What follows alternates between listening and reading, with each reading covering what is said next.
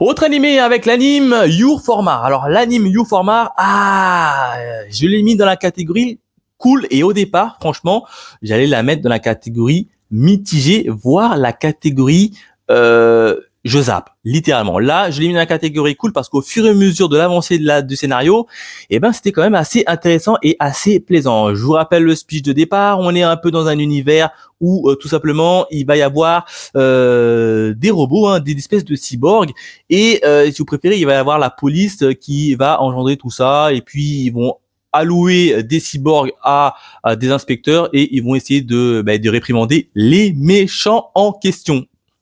Là, on va s'apercevoir tout simplement qu'il y a un robot qui fout un peu le bordel et ils vont essayer de courir derrière lui pour savoir pourquoi le robot fout le bordel. En gros, on est dans une série policier. Ça m'a beaucoup fait penser à la série Psycho-Pass. Sincèrement, si vous êtes fan de la série Psycho-Pass, cette série, elle est faite pour vous. Alors, le premier épisode, déjà, c'était animé de façon PowerPoint. Mais là, je ne blague pas. C'était vraiment PowerPoint.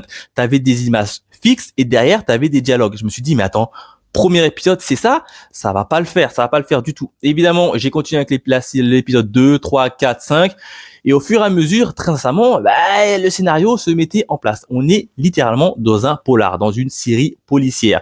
Si vous n'êtes pas fan de séries policières, cette série-là ne va pas vous plaire. Il va y avoir un méchant, on va voir comment l'enquête va se démener pour évidemment essayer d'arrêter ce fameux méchant en question. La fin est quand même assez surprenante, franchement, j'étais étrangement surpris de la fin. Alors évidemment, ça va être un scénario qui est quand même assez complexe par moment, donc il faudra évidemment rester concentré sur l'œuvre. Si vous ratez tout simplement ne serait-ce qu'une phrase, vous partez littéralement dans les choux.